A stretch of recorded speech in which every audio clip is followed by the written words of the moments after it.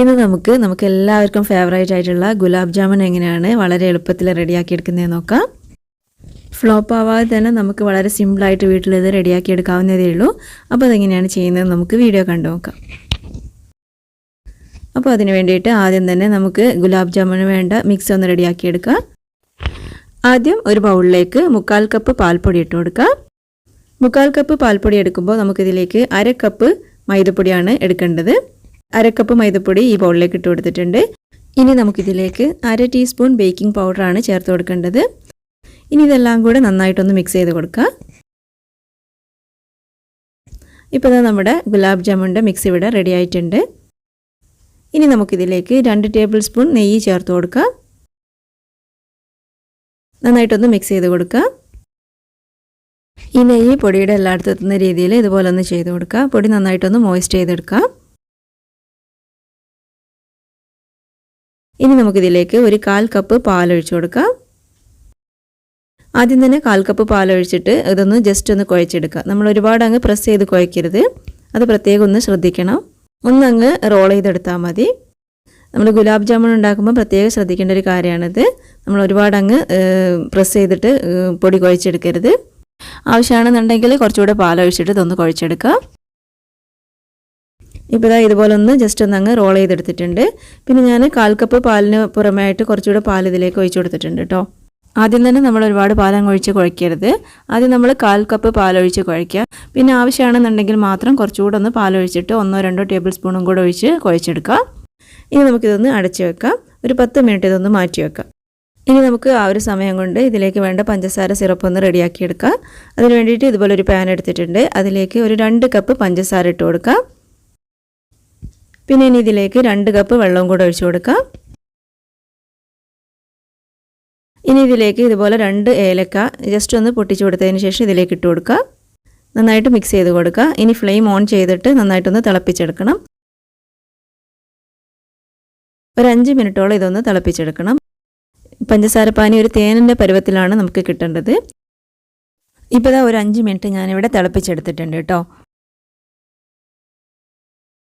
കൈകൊണ്ട് ഇതുപോലെ ഒന്ന് ചെയ്ത് നോക്കുമ്പോൾ ഒരൊട്ടുന്ന പരുവത്തിലാണ് നമുക്കിത് കിട്ടേണ്ടത്. ഒറ്റനൂൽ പരുവം ആവാൻ വേണ്ടിയിട്ട് നമ്മൾ വെയിറ്റ് ചെയ്യരുത്. 5 മിനിറ്റ് തിളപ്പിച്ചതിന് ശേഷം നമുക്കിതിലേക്ക് 1 ടീസ്പൂൺ നാരങ്ങാനീര് ഒഴിച്ചു കൊടുക്കാം. പഞ്ചസാര ക്രിസ്റ്റലൈസ് ആയി പോകാതിരിക്കാൻ വേണ്ടിയിട്ടാണ് നമ്മളിതിലേക്ക് നാരങ്ങാനീര് ഒഴിച്ചു കൊടുക്കുന്നത്. ഇനി നമുക്കിതിലേക്ക് 1 ടീസ്പൂൺ റോസ് വാട്ടർ ഒഴിച്ചു കൊടുക്കാം. റോസ് വാട്ടർ നമ്മുടെ കയ്യിലുണ്ടെങ്കിൽ മാത്രം ഒഴിച്ചു കൊടുത്താൽ മതി. ലെമൺ ജ്യൂസ് എന്തായാലും ഒഴിച്ചു കൊടുക്കണം കേട്ടോ. ഇനി നമുക്ക് ഫ്ലെയിം ഓഫ് ചെയ്തിട്ട് ഇതൊന്ന് അടച്ചു വെക്കാം. ഇപ്പോൾ നമ്മൾ മാവ് ഇവിടെ റെഡിയാക്കി വെച്ചിട്ട് ഒരു 10 മിനിറ്റ് ആയിട്ടുണ്ട്. ഇനി നമുക്കിത് ബോൾസാക്കി എടുക്കാം. ചെറിയ ബോൾസാക്കി എടുത്താൽ മതി. നമ്മളിത് വറുത്ത് പഞ്ചസാര പാനിയിലൊക്കെ ഇട്ട് വരുമ്പോൾ ഇത് ഡബിൾ സൈസായി കിട്ടിക്കോളും. പിന്നെ നമ്മളിത് ബോൾസാക്കി എടുക്കുമ്പോൾ ഇതിൽ ക്രാക്ക് വരാതെ നോക്കണം. പിന്നെ അതുപോലെ ബോൾസാക്കി എടുക്കുന്ന സമയത്തും അധികം പ്രസ് ചെയ്യരുത്. ഇപ്പോൾ ഈ ഒരു വലുപ്പത്തിലുള്ള ബോൾസാക്കിയിട്ടാണ് നമ്മളിവിടെ എടുക്കുന്നത്. ഞാനിപ്പോൾ ഇതെല്ലാം ഇവിടെ ബോൾസാക്കി എടുത്തിട്ടുണ്ട് കേട്ടോ. ഇനി നമുക്കിതൊന്ന് വറുത്തെടുക്കാം. ഇനി ഇത് വറുത്തെടുക്കാനുള്ള ഓയിൽ ഇവിടെ ചൂടാക്കി എടുത്തിട്ടുണ്ട്. ഇനി നമുക്കിതിലേക്ക് ഓരോ ബോൾസായിട്ട് ഇട്ട് കൊടുക്കാം. ഒരു മീഡിയം ചൂടാണ് ഓയിലിന് വേണ്ടത്. ഒരുപാട് അങ്ങ് ചൂടാക്കരുത് ഓയിൽ. പിന്നെ ലോ ഫ്ലെയിമിലിട്ടിട്ടാണ് നമ്മളിത് വറുത്തെടുക്കേണ്ടത്.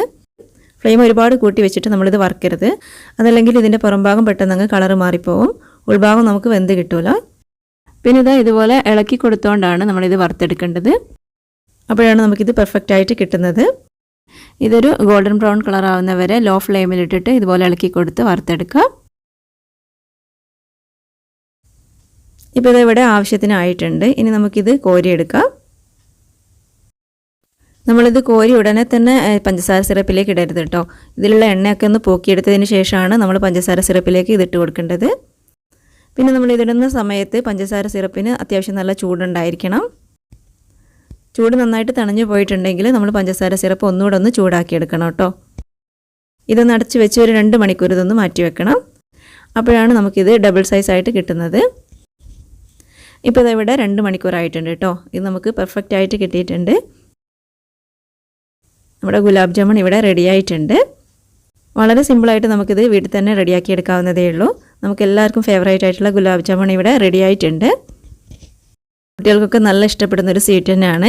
അപ്പോൾ എല്ലാവരും ഇതുപോലെ ഒന്ന് ചെയ്ത് നോക്കുക. അപ്പോൾ നമുക്കിത് ഒന്ന് കട്ട് ചെയ്ത് നോക്കാം. ഉൾഭാഗമൊക്കെ നല്ല പെർഫെക്റ്റ് ആയിട്ട് കിട്ടിയിട്ടുണ്ട്. അപ്പോൾ എല്ലാവരും ഇതുപോലെ ഒന്ന് ട്രൈ ചെയ്ത് നോക്കാം.